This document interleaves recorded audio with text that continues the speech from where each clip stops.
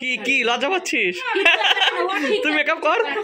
দীপ্তিকে makeup করানোর জন্য কয়টা আর্টিস্ট এসেছে দেখো। এই যে আমার বান্ধবী সুস্মিতা, এদিকে ঋতু। তুই যা, তুই হচ্ছে আইশ্যাডোর বক্স মক্স, ওই বক্সটা তোরটা নিয়ে আয়, যা আজরা নাচিস ওটা।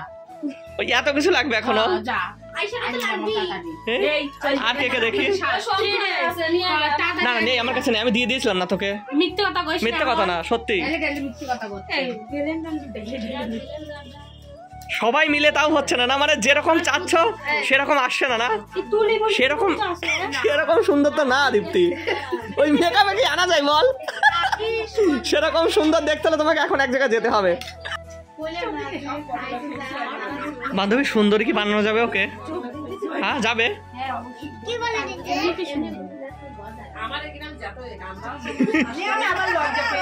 থাকুক থাকুক, ওকে সাজানোর জন্য এতগুলো লোক একবারে এসেছে। আর বাইরে মাসি। কই মামি কই? এই যে আর্টিস্ট। আমি হেলমেট আছে। গত কয়েকদিন তো আমার শরীরটা খুব খারাপ ছিল, তারপরেই সেটা একটু ভালো হতে দীপ্তির সঙ্গে আড্ডায় বসে গেলাম। আর এই আড্ডাটা কেন, আর এই দীপ্তি এত সাজাগোজা কেন করছে তাই আমি বলছি। আজকে রয়েছে আমার একটি বন্ধুর বিয়ে, আমার বাড়ির পাশেই সেই বন্ধুটির বাড়ি। যদিও বন্ধু কম ভাই বেশি, ও আমি সবাই একসঙ্গেই পড়তাম। আর আজকে যেতে হবে ওর বরযাত্রী। গোধূলি লগ্নের বিয়ে, ও খুব সকাল সকালই বেরিয়ে গিয়েছিল।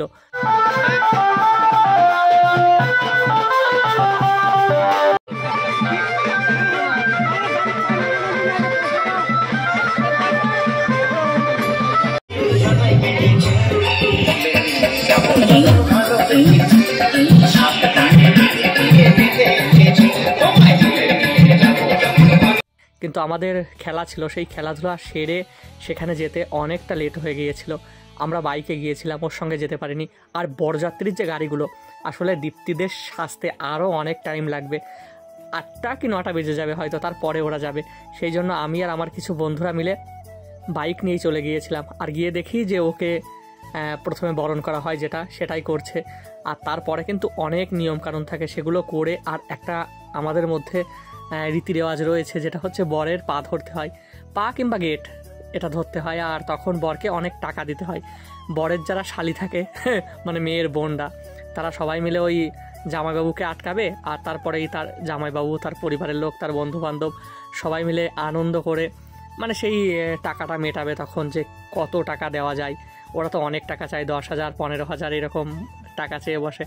ঠিক আমার বন্ধুর বেলায়ও তাই হয়, ওকে ধরে নাচানো হচ্ছে, কেননা টাকার অঙ্কটা অনেক বেশি ছিল। ওরা 10,000 টাকা চেয়েছিল। আরও বলছিল যে মানে আমরা ভেবেছিলাম যে ওকে ওদের টাকা পয়সা কিছুই তেমন দেবো না, 200-500 দিয়ে আমরা ওই গেটটা জোর করে ভেঙে চুড়ে মোটামুটি ঢুকে যাব। সেই প্ল্যানই এখনও আছে আমাদের, দেখা যাক কী হয়। আর তোমরাও দেখতে থাকো। ও তো খুব আনন্দ নিচ্ছে, ওর শালিরা ওকে ধরে প্রথমে নাচাচ্ছে যে যেভাবেই হোক ওকে 10,000 টাকা দিতেই হবে। কিন্তু আমরাও নাছড়ো বান্দা, আমরাও মনে মনে ভেবেছি শুধুমাত্র 10 টাকার যে নোটগুলো হয় সেগুলোই আমরা ওখানে নিয়ে গিয়েছিলাম, যে 10 টাকার নোট অনেক করে নিয়ে যাব আর সেগুলোই দেবো।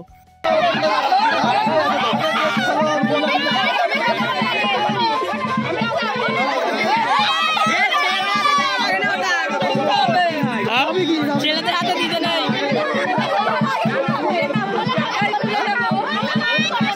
শুভদা ওরা নিতে যাচ্ছে। আমি আর গৌরব চুপ করে দাঁড়িয়ে থাকবো, এসব কথা আমরা যাবো না। মন শরীর কোনোটাই ভালো না আমার।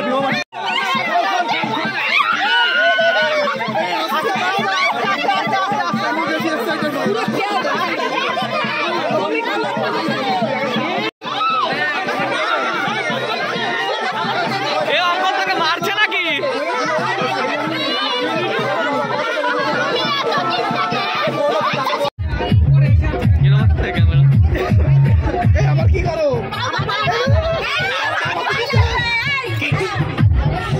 আমাদের দৃষ্টি করতে দাদা আরে গুতো দে আরে বাবা দিকে টাকাতে বিদায় করতে হবে। গৌরব বলছে 11 টাকাতে বিদায় কর। ওই শোন, টিফিন দেবে কখন?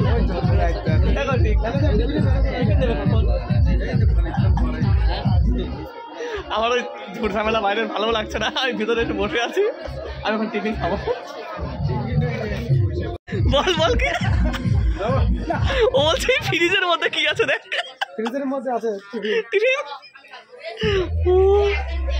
আমি সেই ছোটবেলা থেকে ক্যাটারিং করছি, কিন্তু এই যে জায়গাটা যেখানে বিয়ে হয় এই জায়গাটা আমি জানতাম সাজনাতলা বলে, কিন্তু তারপরে মাসিমা কমেন্ট করলো যে না এটা ছাদনাতলা বলে।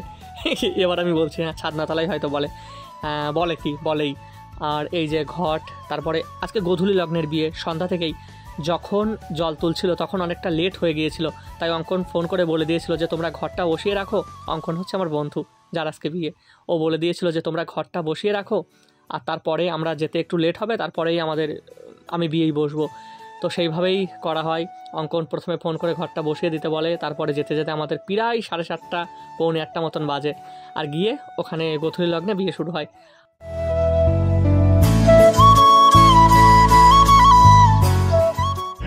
তো ছাড় নাই দীপ্তি কই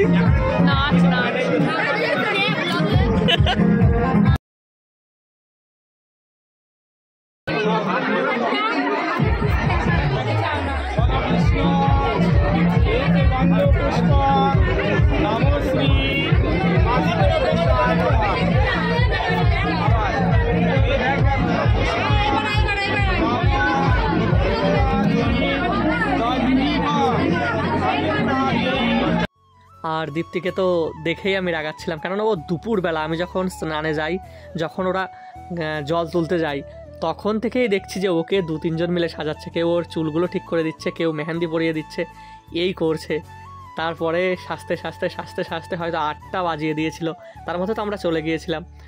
দীপ্তি আর মিতু দুজনে মিলে কিছু কিছু করে টিফিন খেয়েছে, আর বাদবাকিগুলো ওই গৌরবকে আর কাকে কাকে যেন বেশ দিয়ে দিল।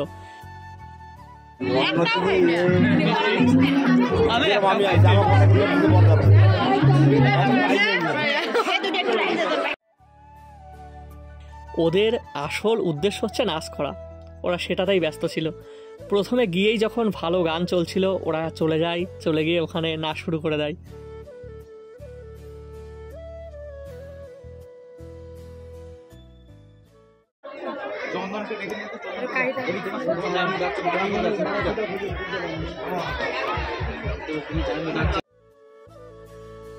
আমরা যখন ওখানে যাই, মেয়ের বাড়ির যারা ছিল বেশিরভাগ লোকই ওখানে নাচ করছিল আর খুব সুন্দর সুন্দর গান বাজাচ্ছিল, তাই দেখে দীপ্তি তো লোভ সামলাতে পারেনি। দীপ্তি, তারপরে মিতু, এরা তো নাচ শুরু করেই, তারপরে মামি দেখছি যে মামি গিয়ে মামিও নাচ শুরু করে দিয়েছে।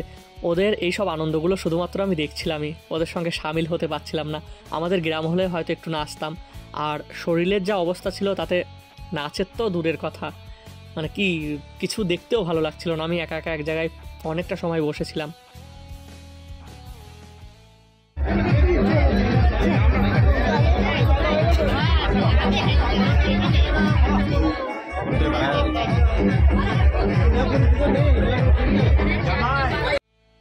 প্রথমে দীপ্তি মিতু, তারপরে মামিকে নিল, ঠিক আছে।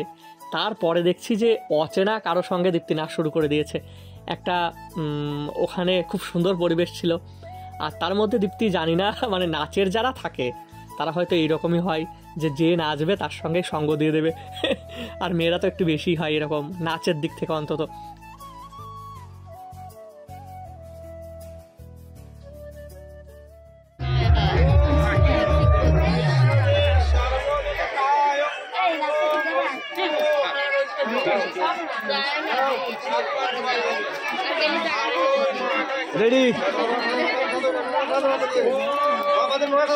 খাওয়া দাওয়ার প্যান্ডেলটা ছিল ওই বাড়িটা থেকে একটু ভিতরে, ধান ক্ষেতের পাশেই কিছু পতিত জমি পড়েছিল সেখান দিয়ে। ওখানে গিয়ে আমরা খুব সকাল সকালই প্রায় 10টা সাড়ে 10টার দিকেই খেতে বসে যাই। সবাই একসঙ্গেই বসি, আমরা যারা বরযাত্রীর পক্ষ ছিল সবাই একসঙ্গেই আমরা খেতে বসি। আমি আর গৌরব একসঙ্গে, আর সামনে ছিল হচ্ছে বিবেক। যখন ফ্রাইড রাইস আর চিকেন দিচ্ছিল তখন ওটা বেশ মজা করে খাই, কিন্তু গৌরবের প্রবলেম হচ্ছিল, কেননা গৌরব সলিড মাংস খেতে পারে না, ও একটু হাড় মাংস চাচ্ছিল। আমার সব কোনো ব্যাপার না, আমি অল্প করে কিছু খাচ্ছিলাম আর অল্প করেই খাবো ভাবছিলাম। চিকেনটা যা ঠিক আছে, আর আমাকে একটা পেঁয়াজ দিয়েছিল স্যালাডে, ওটাই বেশ দাবিয়ে মানে মন দিয়ে খাচ্ছিলাম আমি। স্যালাডে পেঁয়াজটাই ভালো লাগে আমার, পেঁয়াজ, টমেটো, গাজর সব কিছুই ভালো লাগে, তবে তার মধ্যে এগুলোই। খাওয়া দাওয়া সেরে রিমির ইচ্ছা ছিল যে ও কিছু ফটোশ্যুট করবে, ততক্ষণে বিয়েটাও হয়ে গেছে। ওই লাইটটা ঘুরিয়ে ওর কিছু ছবি তুলে দিলাম, আর তারপরে ডিএসএলআরেও ও কিছু ফটো উঠেছিল।